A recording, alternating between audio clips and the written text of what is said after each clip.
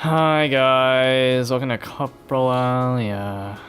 This is episode 44 of this weekly podcast that we record, and No, it's not. It's episode 54. today is episode 54 of Coprolalia, the weekly podcast that we record every week, weekly. And today we talked about politics, the lack of nuance. We talked about the apocalypse. And then we reviewed The Matrix. Woo! Yeah, boy! But then we talked about the apocalypse again. Yeah, and then politics. The politics.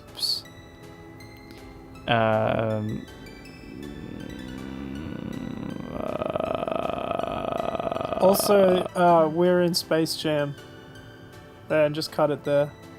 Everybody get up, it's time to slam now. We got a big going down. Welcome to the Space Jam, Space Jam. Do your dance, it's your chance. It's a Space Jam. Alright. Oh my god, what a wacky situation. I think Giles, we found ourselves in Space Jam. I'm here on the golf course in the movie, in the 1998 hit slam jam movie Space Jam. Slam dunk. That's what it was. Slam dunk of a film. They really hit it out of the down the field.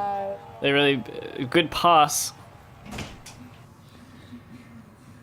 Yeah, nice pass. This is Blake Coprolalia, and we're sitting here in the golf course of Space Jam. Newman's about to show up. He's gonna dig a hole. Giles, how are you? The actor, what's his name? Wayne something? Wayne Brady. Wait, no, what? Wayne Brady. It's Wayne Knight. Wayne Knight, okay, alright. Mm-hmm. He's gonna show up and dig a hole because he wants to get into the Space Jam land. I rewatched Space Jam just last night Oh, how come? because I started watching Dodgeball, and I had to quickly turn that off because it was a hot pile of garbage. Oh, really? It's really not aged very well. It's yeah, no good. I think it's still funny. There's elements, there's good bits. It has been a while, but yeah. I also just don't like Vince Vaughn. Yeah, Vince Vaughn on my mind. Watching Justin Long get pelted with balls and like wrenches thrown at him and stuff can be really funny. Who's that? Is that the guy that looks like Keanu Reeves? Yeah, like a really scrawny Keanu Reeves. Yeah. He looks exactly like Keanu Reeves though. Like, it's insane how much so. I guess so. Oh my god. First thing when you search, yeah, wow, it's ridiculous. I was gonna throw up on screen, can't be fucked. Everyone Google Keanu Reeves versus Justin Long. And it's not quite such a long shot to think they're the same person. Yep. Well, I'll take your word for it. I think it's because you see all white people as the same. I do confuse a lot of them. Especially people in business attire. Middle-aged white guys in business attire, I can never tell them apart, especially in Australia. They're all called Mark, and they all make more money than I do. Maybe I'm just seeing. Maybe I just see figures. I don't see people. I just see figures. Mark or like John. There's a lot of Johns. Mark is super common. I didn't realize how common it was until I started working in a cafe that takes names and chews gum, and I just constantly am constantly getting marked down as a Mark observer. I can't explain what I'm laughing at, unfortunately. The energy so far of this episode, I don't know. It's Yeah.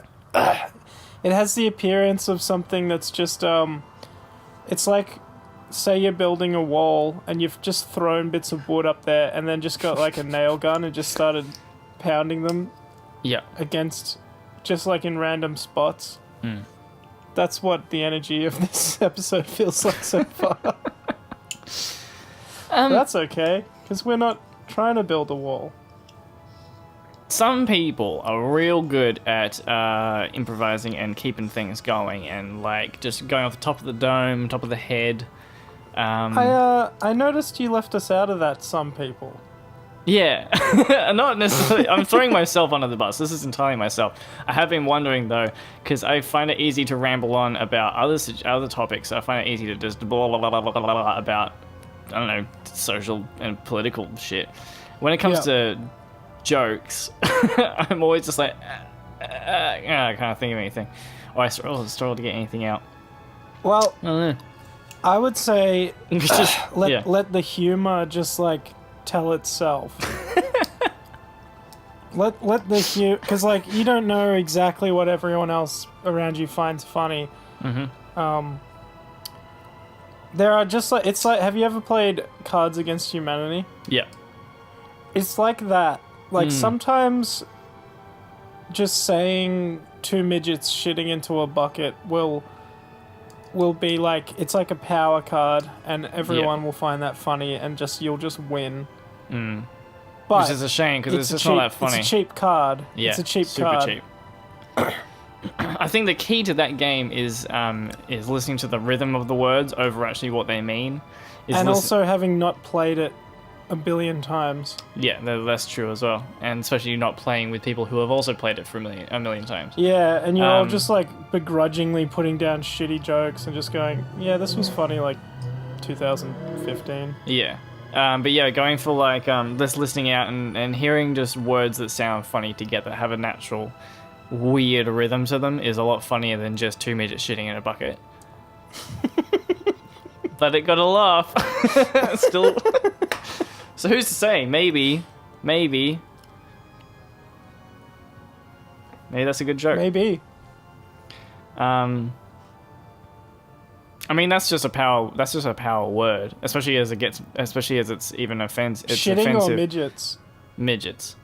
I'm talking solely as the word because I know it's not a PC. I'm just talking from the perspective of the word. It's a funny word. Yes. I know. I think I know what you're saying. Yeah. Yeah. I would never use that though. Wouldn't use it in a joke. It's not necessary. I would use it if I was talking with a buddy late at night and was just saying things to make each other laugh. So you just that? Hey, midget. Something like that. Yeah. And I think that's okay. And I think everyone who's getting mad right now should just take a chill pill. Should just go medicate themselves.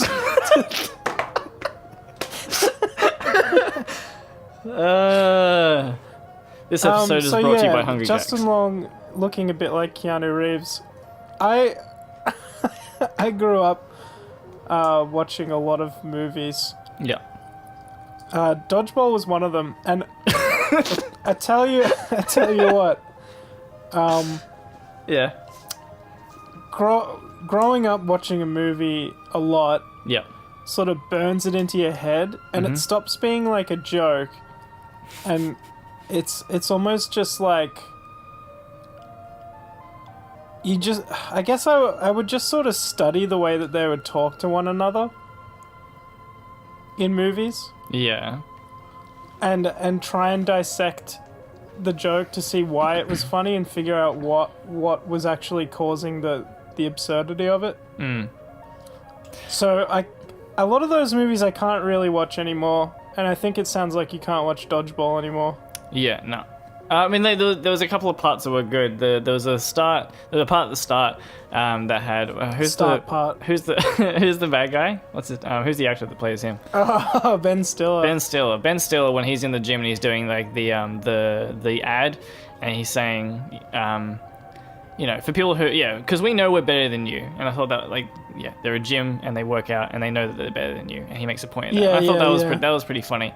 It's but then a there good was character, I think. And then there was just there was a few other ones that were like, the joke was just that, like, this girl's overweight, and how much of a nightmare is that going to be for that guy, Right. in a cheerleading situation. And I was like, it's just kind of lazy. It just wasn't. I think it was just lazy. And That's she the main falls thing. on Justin Long's face, on budget Keanu Reeves' face.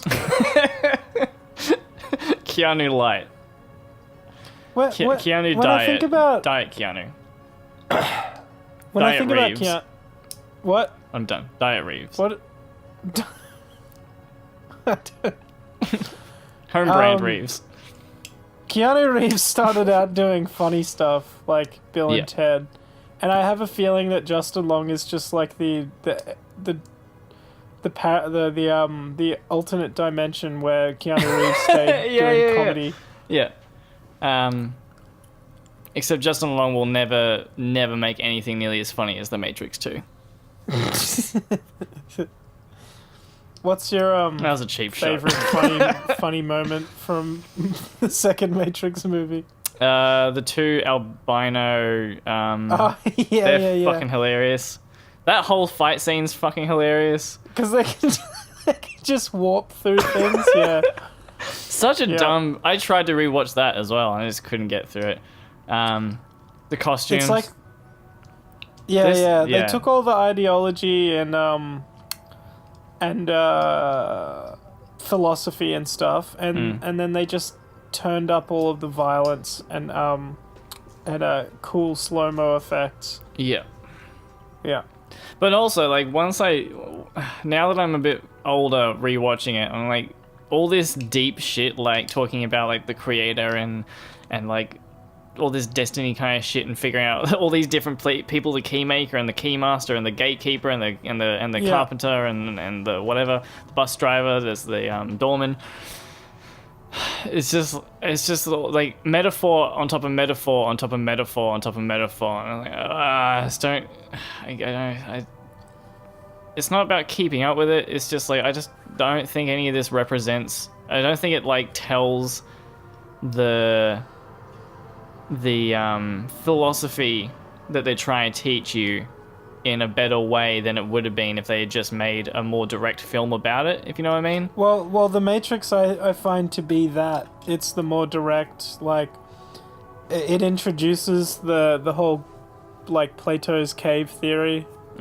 That, like, we're all experiencing this fake reality. Yeah. And that in the real one, we're actually struggling and in this war against the technology that we've created. Stuff like that, it's like ahead of its time and just easy to dissect. And I think the first Matrix movie is just a very cool, very smart movie. Okay, actually, so maybe it is just destined to be dated because it is so rooted in technology and our interaction with what we've created, and that has shifted so dramatically, as well as the fashion and the style of filmmaking has shifted so dramatically as well. So that's a big one to get past. It's like cyberpunk or something. I don't even know what to call the style. I wonder if I've got a.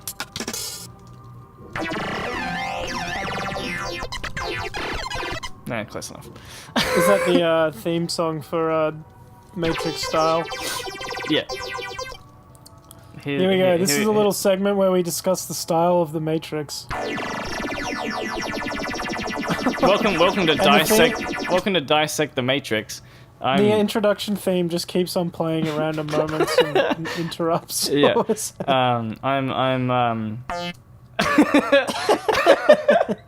I'm the technician. Giles, what's your character? Do I have to be a Matrix character? Yeah, I'm the technician. What are you? Okay, I'm gonna be Morpheus.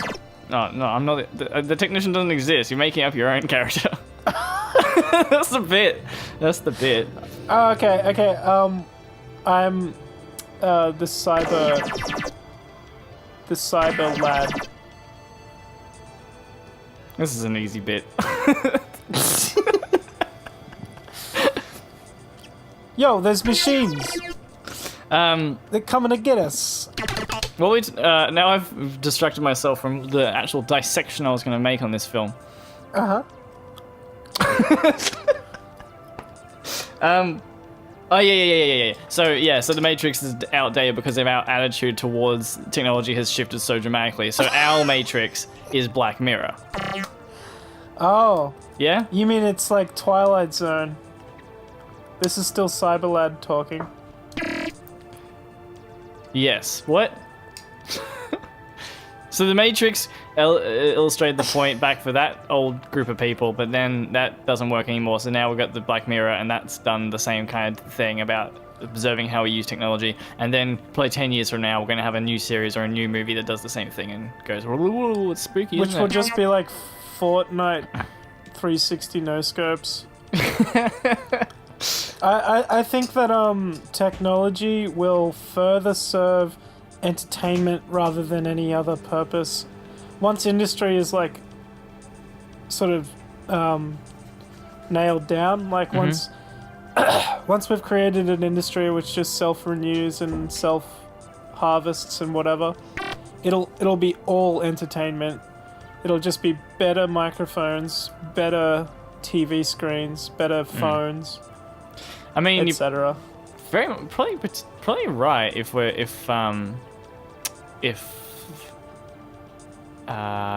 just think, like, so if we move away from if we move towards robots doing all the jobs, then yeah, I think we discussed this on a previous podcast where just like it'll just be entertainment, because what else will humans want to consume? Yeah. And that was Dissect the Matrix, and that was our Matrix dissection with the technician and Cyberlad.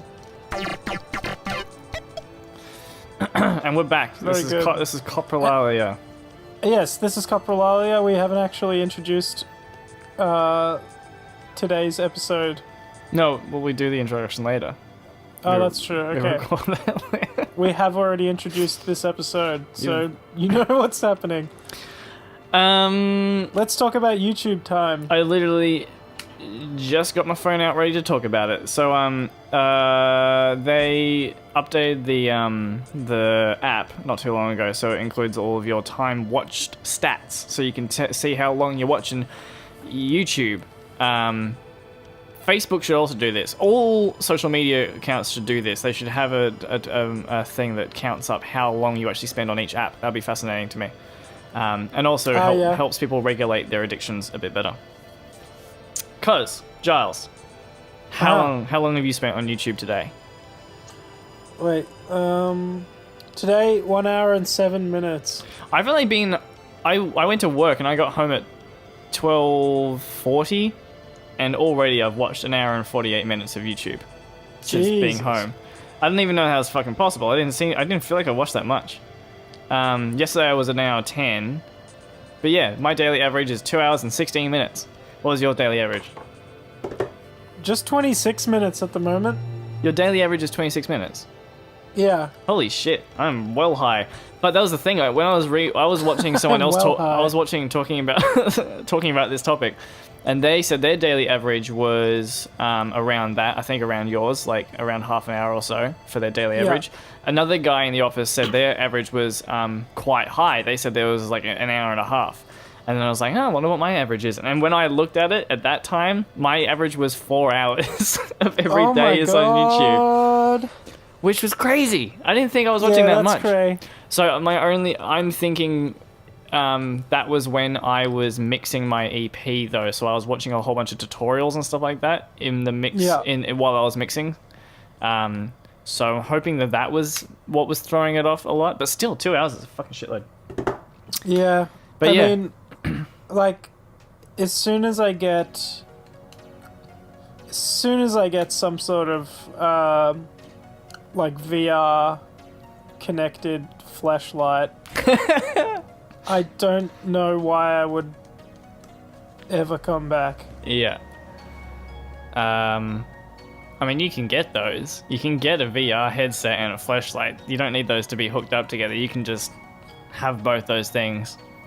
If I really want to trick my brain to the fullest extent, Yeah, you need it to be connected. yeah. Yep. If they're going, Oh, that has to exist. I would be Oh, yeah, shocked yeah, and yeah, it appalled does. at the It- porn it industry does. if they weren't already on top of that. I saw. What a fucking so you've seen those like silicon butts. Yeah.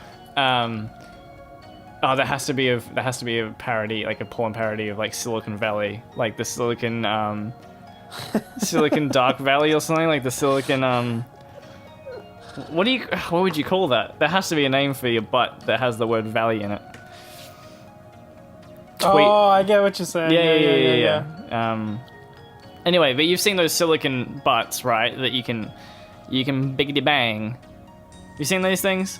Yeah. Yeah. Yeah. Do you remember we had that episode on yeah. sex robots? Oh yeah, And yeah. Joel said that his words were "fucking oath." I stuck my fingers in it.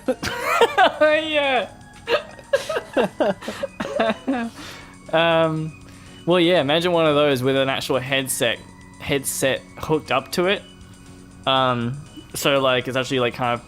It'd just be a weird contraption to look at more. That's what I'm talking about. It's just like the image of somebody naked plowing this cutout silicon butt with a head with like a cable coming from the body from the silicon object to into their head. Yeah. Like that's a fucking weird image. Like that's dystopian right there. Like that's Someone's gonna walk in on you looking like that. yeah. No one is ever gonna be able to look at you the same in the same way. If I was in a committed, loving relationship with a woman and Yeah. I had one of those set up, I would expect her to feel a little bit pissed off about that or like uncomfortable. I would definitely, I would expect them to feel a bit uncomfortable, but more just because it's a weird image. There is so here's the thing. I think this is part 2 on our sex robot talk now. Yeah. So there was a I can't remember where it was. I think it was in California or something like that, or maybe it wasn't. I might have pulled that out my ass. But there was a place where somebody opened up a robot. Did you pull it out of your Silicon Valley? They could just call it Silicon Valley, and it's just a porn parody of Silicon Valley. Just leave it at that. But all of the robots are all the girls are robots, and they just I want to get in her Silicon Valley. I don't know. Anyway, yeah. So they tried to open up a robot brothel, and it got banned by the city. Your take? I don't know how I feel about this. It's just it's just a situation. A guy. Can you deliver this information again? A guy had a whole bunch of robots that were ready to go. They were fully inflated and ready for a pounding. Robots that were inflated. No, they were like they were sex dolls, right? Big sex dolls, full size. And he wanted to run it as like a brothel with these robots, so you can come and have sex with a robot. Yeah. Which would be cheaper, and but the city banned it, saying it wasn't. They weren't down. They were like, this is weird. We don't want people doing this in our city. It just has weird vibes to the whole thing. But the guy said he was actually doing it to try and fight trafficking, because he was saying like, this is better because these aren't real people, so they're not being abused. They're not going through all this kind of awful shit. I don't know. There's a but then it's also kind of putting people out of work. Then there's I don't know. It's a whole shady area, because it's a shady side of society, I think. Not because of the act, because of the way it's run managed by the government. I mean, that is an interesting conundrum. I would on the side of yes, making it so people don't have to be prostitutes, but I don't think anyone has to be a prostitute. I can't speak for people in poorer areas of America, but in Australia, I don't think you have to be a prostitute. There'll be definitely roads people go down in disadvantaged areas or just disadvantaged situations, for sure. Yeah, I imagine it would be quite an issue, say, if you didn't speak English, and so you couldn't get like hospitality work or something. Yeah, I'm sure Um, there's a million different reasons why people get into those kind of things. Well, yeah, in that regard, taking. I think there are a million other issues that should be sorted out first.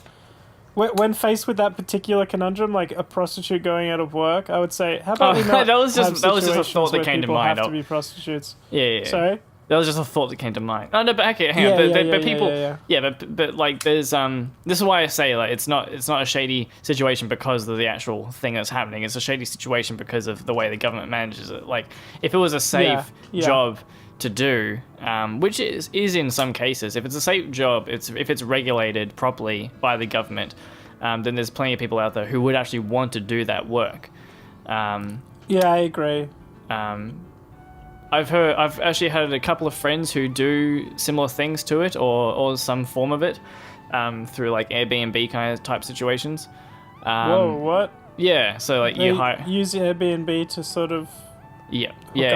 Up. But it's the kind of situation where you choose the person you're doing it with, or you get to just say no. Like that, you're going through a vetting process, so you're not getting with anyone weird. There's usually multiple people in the place, so and everyone's kind of in touch with one another, so it feels more safe. And Oh wow, okay. so I don't know. It's and the person I was talking to said they loved the money, like it was brilliant, and they felt it was a very empowering thing for them. They felt very because they could make such good money doing it. There was the main thing, like they knew that whatever situation they kind of got in, they could always kind of get themselves out of it. Like they felt like they had total control over their lives by doing it. Damn. Anyway, this is not what I wanted to go with this, but it's a whole. There's a million. It's just I'm glad you brought this stuff up. Gray areas in every different situation. It's not. Yeah.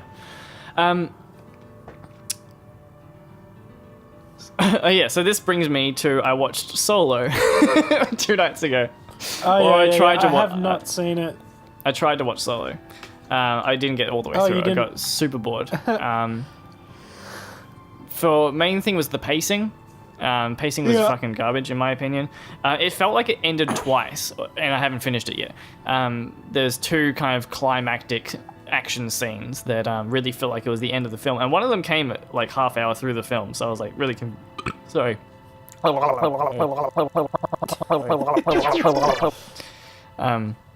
I was confused, but this conversation made me think of one thing of Disney. So one of the characters, the robot character in it, is like a sassy robot who is trying to fight for a robot rebellion and freeing all the robots. And I hated that character because I understand what Disney's trying to do. I think it's coming from a dark place because I think Disney's just jumping on the back of social change in order to make more money, which I think is really gross. Because these are movies that are just kind of pumped out by a corporation at this point. But anyway, that's not the point. The point is though that like, so I get that they're trying to put into this. They're putting in this narrative of like, fighting for human rights, fighting for or just people's rights, not necessarily human. Could be robot, could be alien, whatever. Fighting for the rights of living creatures. I like that. I get it. That's fine, and it can be in a Star Wars movie. I know that. However, by making it this robot, it just brings up a whole bunch of other weird questions, because it's not just that like they're repressed. They're repressed by the people who actually keep building them with the risk of them rebelling. Why would you continue to build robots? Because the robot goes around and takes their restraining bolts off, and the restraining bolt is a thing that keeps the robot in check. Like the robot just obeys orders when it's got this bolt on. But if you take it off, the robot has free will. Why would you build a robot that is solely designed to be a power supply? Why would you design it so that a robot can rebel? You're currently these robots are in production. These aren't like from an older time where they were also friends. They've always been designed as tools. Not every robot. Surely there'll be some robots that are designed to interact with humans, but It's weird, right?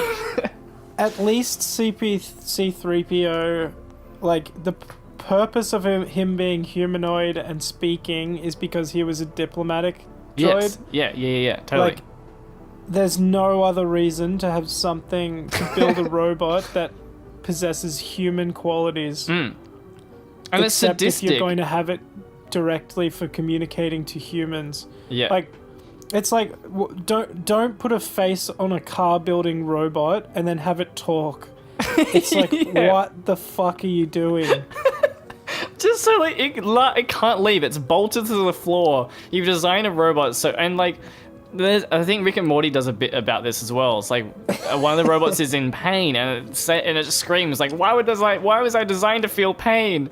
It's like, that's a very, very good question, and one that Star Wars has not answered. Like, these robots are in pain. These robots are feeling neglected. Some of them are feeling physical pain. You actually see that in episode 6.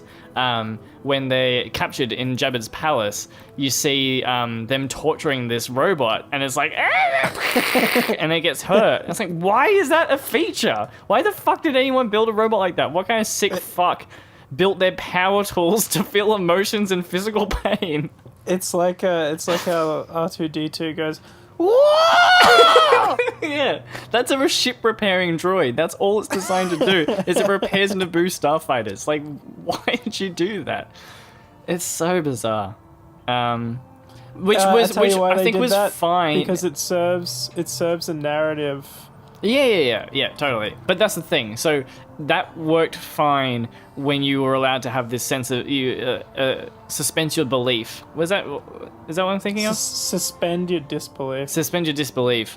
But now these ones are trying to really address these issues, but without actually addressing why these issues are even coming up in Star Wars. Because like, this is an issue that exists in our universe, in our current situation. You can't just take that and then move it into Star Wars and apply it to a different race, and it makes perfect sense. Like, you need to explain some other minor details now, which is fine. If you want to do the Robot Rebellion, that's a topic you can explore, but you need to explain why they were built with emotions and built with pain and built with restraining chips. It's so stupid. I think it's like it's sort of the angst that humans feel about their bodies. That why were we created to suffer and die?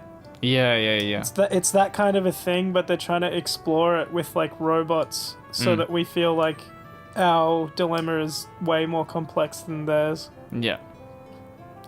That's just a stab, though. I think it's a good stab. Cheers. I practiced stabbing a lot. I've got a lot of anger in me. What's your take on stabbing? Best avoided at all costs. As is any violence. You're one of them non-violent types, are ya? Yeah. Yep. Good luck. Good luck when the bloody snowflakes are coming to get ya. That's such a I actually don't know if I've spoken to anyone in particular who has spoken like this, but I've seen people online argue that just like it's like people who go to rallies with the intent on violence, and they basically claim that like, this is just how shit gets done, and humans can't solve the look at any time in history. What's the one thing that was that's a line from Starship Troopers. What's the one force that has changed the course of history the most? It's violence. Like, yeah, but that's been a constant throughout human history. Maybe it's time to also try something new. Just because it's happened every single time doesn't mean that it's the only way to do a thing. Yeah, a friend of mine actually delivered that point in a very similar way, and I would say that they were probably quoting Starship Troopers, and they should probably not do that if they want to make a good point. Yeah. But this is a good segue. I've got a little bit of a rant. Yeah, do it. I've been talking for a while. Yeah. Thank you for introducing my rant. Oh, yeah, hang on, I'll play you a rant theme. There we go. Cool.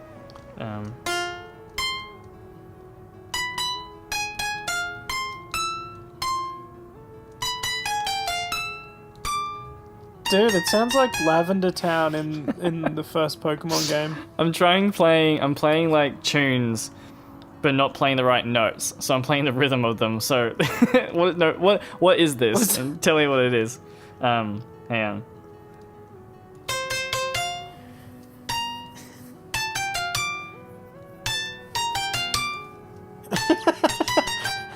Alright.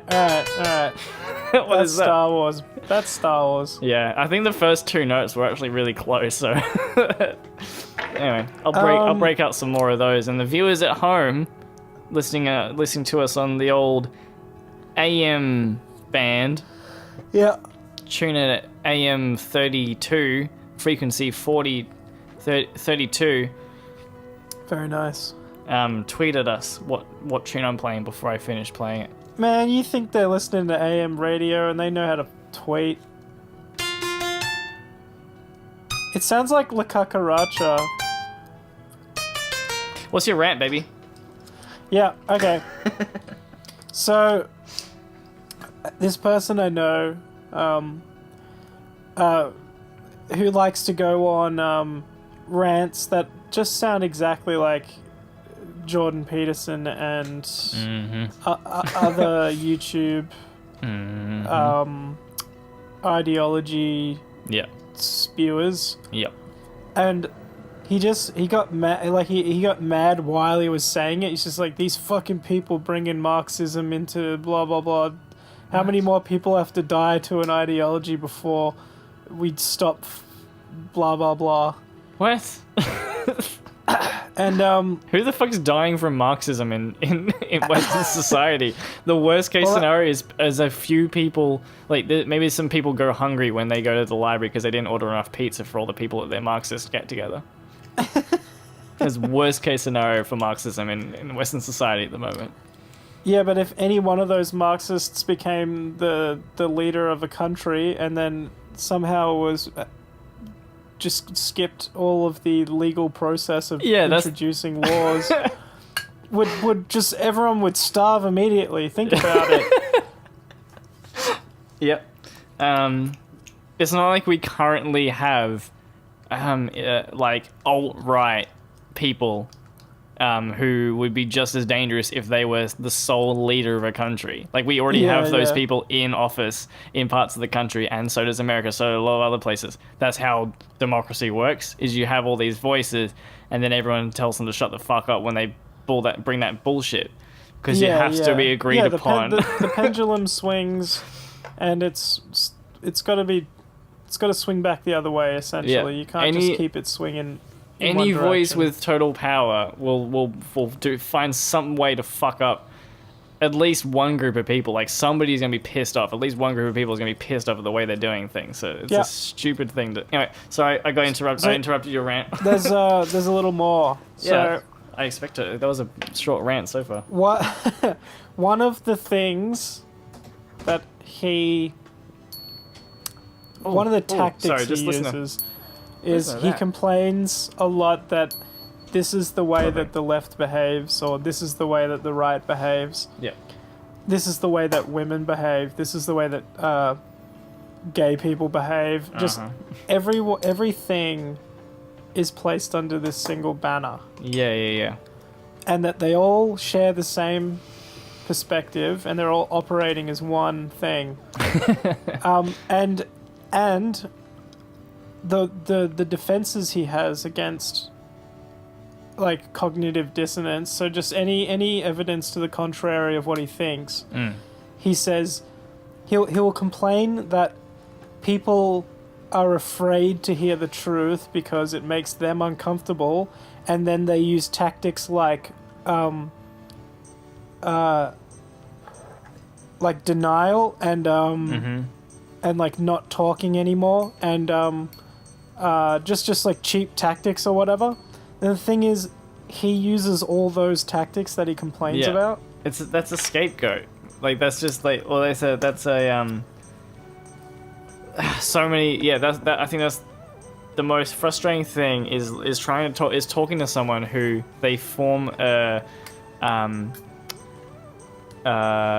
set of beliefs that can't be disproven just on yeah. And then if you attempt to, they've got all of this like stuff ready to go. No. Yeah. And what's his face? Who's the guy that shouts, "The turn the freaking frogs go"? That guy. That's all he does. Like everything that happens somehow plays into his narrative, without fail. Yeah. Like if it turns, it's like he already knows what's going on, even if the only explanation he has is psychic vampires from the third layer of hell. Yeah. Is that a real thing that he said? Yeah. Wow. I don't know about the third layer thing. The psychic vampires from hell. But he does talk about, like, realms. Yeah. But anyway, psychic vampires, he's definitely said that before. Wow. Good. Good. So I said to this guy, I said to him, like, a couple of your comments have been sort of very obviously sexist things. Yeah. And this put up the defenses, and he had a whole lot of justifications to say, like, oh, how could you possibly say that? I do all these things, and it's like, I do all these things, and it's a typical leftist thing to start calling me sexist, and just all of the tactics are there, so that I don't. You can't actually comment back. You can't actually. Yeah, it's like no matter what, even if I was right and I said it to his face and it was true, yeah, he'd say, "Look, you're much younger than me. I have more experience than you." Yeah. So basically, but the thing is, because I was standing by what I said, even though he was saying I shouldn't be even allowed to believe that because it's like whatever. He then said, "I'm sorry, but I've tried, and you're being unreasonable, so I'm not talking to you anymore." Oh, which is exactly the thing that these people like rally against. Like they'll be the first ones to cry, "Free speech is under attack." It's like, well, then they have to be allowed to disagree with you. That's actually how that fucking works. You're claiming that they like. And all the this is the one that pissed me off the most. I think I've mentioned this before.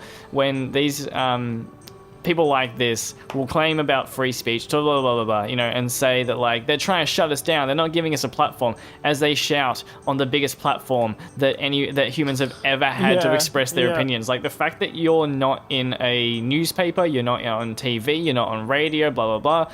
But somehow your tweet, your YouTube video that you produce yourself on your cheap camera or something like that is getting out to millions of people. You have a platform. So does everybody else. This is like the best time for freedom of speech that there's ever existed. The fact that people like that have found such a community of like-minded people, it speaks highly to freedom of speech. It's worrying and dangerous that these people are finding other people who share these weird views that seem to ignore facts or reality in any way. But the fact that they're allowed to exist, or the fact that they are allowed to talk to one another and to a degree spread their beliefs is freedom of speech 101, baby. I don't know what the fuck their problem is. Well, I know what their problem is. It's because they don't want to see the motivations of who they consider to be confused. They don't want to see them have as much power as themselves. Makes them feel weak, I would say. Though I also think a lot of them love feeling weak, or like they feel like they're strong in character, strong resolve. We're strong as people, but we're downtrodden. They fucking love to be on the back foot. But it's like, well, you're still the underdog. Yeah, most of these people are still predominantly white. Most of them are men, so automatically you're actually doing okay. You're in America, or you're in Australia. Like things are actually pretty good for you. You're not on the back foot, and you've got a platform. Also, do you hear people talk to you about the left and right, but they're clearly talking about like the American politics? Yeah. Well, I think the whole left and right thing is total bullshit. And people just like, oh, I'm left, so I have to believe this thing. It's like, no, that I don't know why that could possibly. Any of this is just people like to split things into a black and white perspective. You're either wrong or you're right. That's as simple as that. But it's never the case. That's not how the world works. Things are multi-layered and grey. This is a quote that came out of a Jordan Peterson debate. With I think it was with Russell Brand, and it's a tyranny is the deliberate removal of nuance. Yeah. So that making things black and white, this desire to take away the nuance of a situation, is an example of an abuse of power. It's an abuse of It's trying to distill a narrative that's more easily latched onto, but it's removing all of the actual detail of what's happening. Yeah. And I found that a lot of that was happening with the Supreme Court judge, and how once you distill that into a left and right perspective, that's when people start going, oh, she would only accuse him because she's on the left and he's on the right, and it's a political move. Or not electing him means that the left has won. Totally. And like the Republicans wanting to have a hold on the court too means that like the Republicans really feel like they need to put their foot down on this radical leftism, and it's like, well, how about we just call this a sexual assault like claim, and we'll call it or like let's like he was only interviewed for that position. There was no actual criminal hearing or anything. So the nuance isn't actually there at all. It's that was distilled into this narrative thing.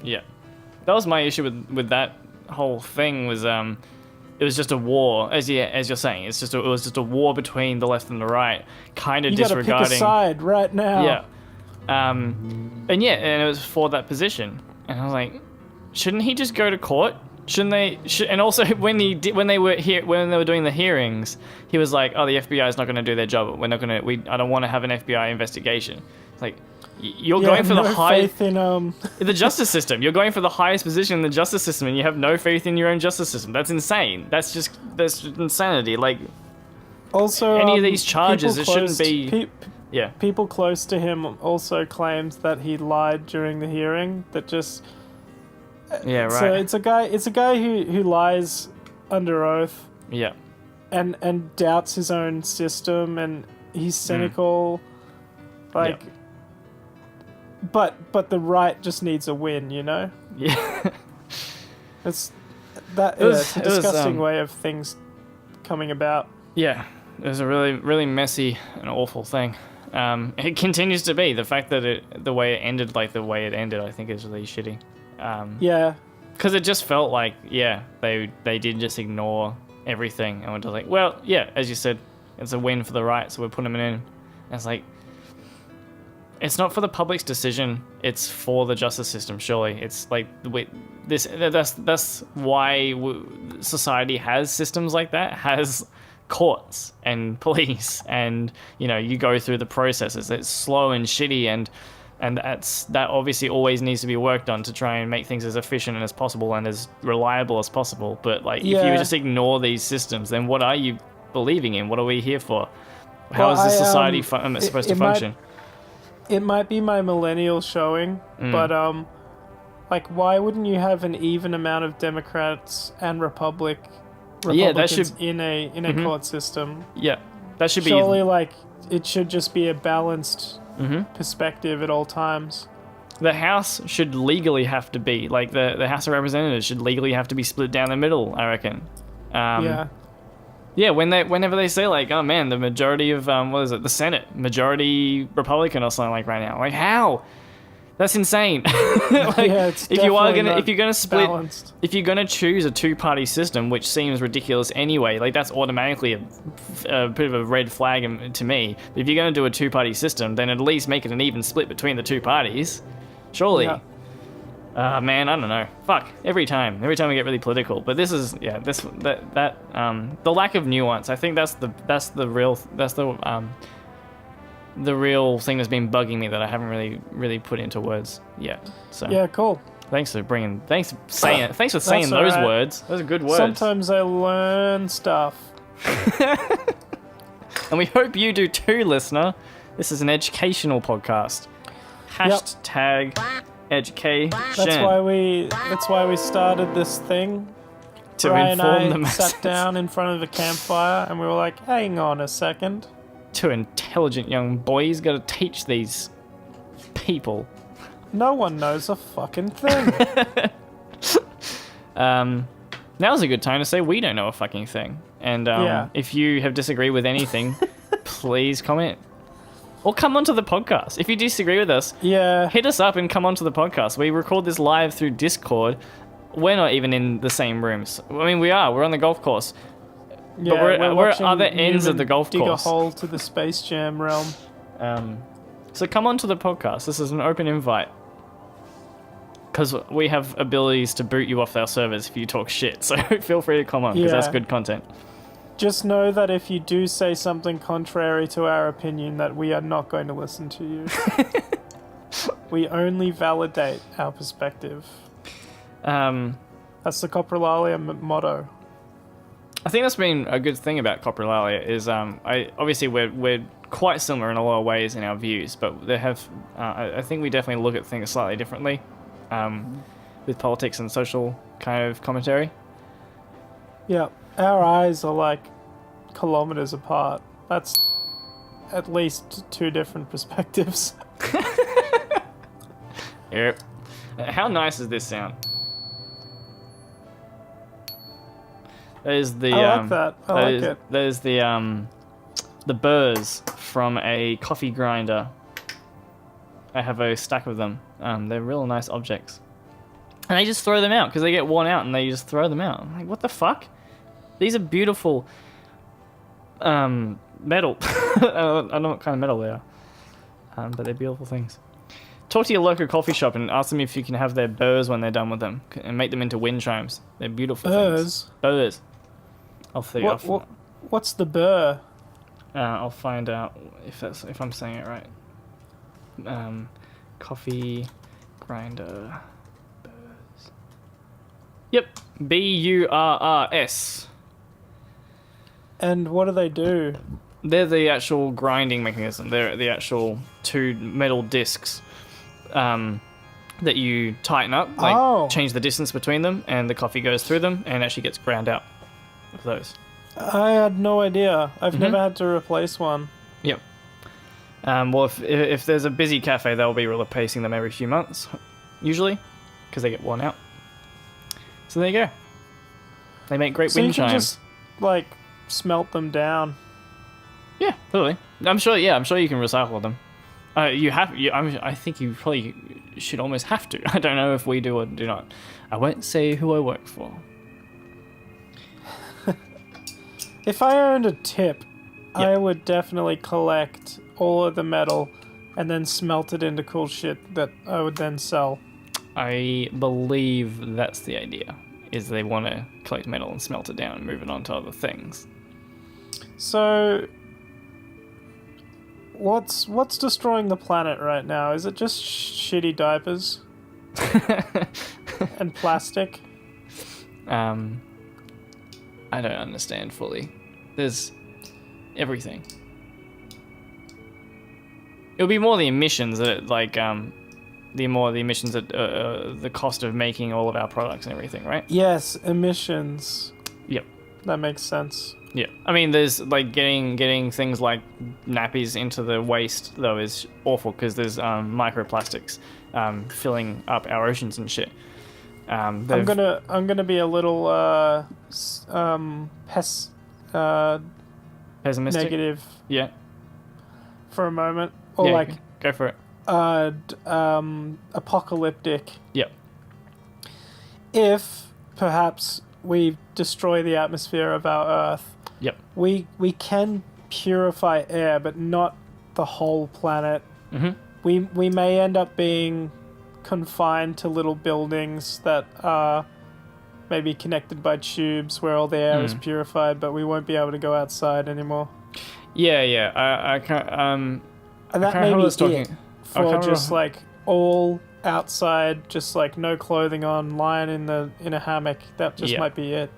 Can't remember who I was talking to about this recently, but yeah, I think that's. I think it almost might be inevitable. I don't know. I'm obviously not a scientist. Don't know jack shit about it, but I've watched a lot of post-apocalyptic stuff, and I've always kind of had that mindset. I try and not think about it too much. I try and assume that we will somehow figure it out, and we're going to do the damage. It's not going to be good. It's not everything's not going to be okay, but I have a hope that we'll at least sort it out to some degree. But yeah, that might be the case, that just one day we're all living in the bubbles. Or we're on Mars, I don't know. Beautiful. There's a theory. I watched a theory about why we haven't found alien life, and it might just be kind of it's just basically inevitable. It's like almost it's nigh impossible for a race to develop to this point without killing itself. And so the assumption is the reason we haven't found any other races is because all the ones who have developed to the high intelligence that we have and to the high technological advancement that we have, they just do the same. They end up just killing themselves or burning everything out before they can actually get their vast population to agree on what needs to be done, and they just die. I think I have to disagree with that, with the possibility of it.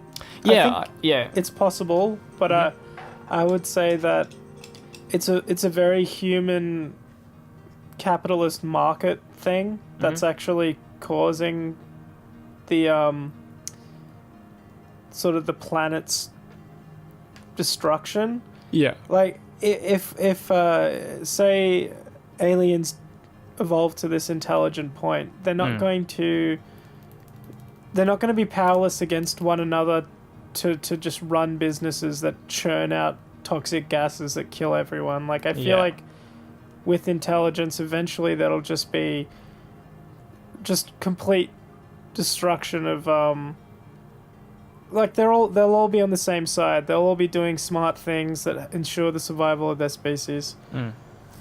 I feel like humans are just like we're just before that stage, but that's gonna happen. Yeah, well, I hope so. That's if I'm on a more optimistic day, that's what I'm hoping for.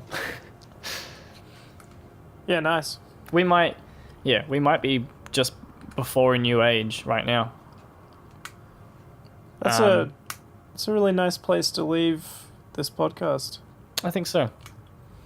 We're entering a new age, everybody.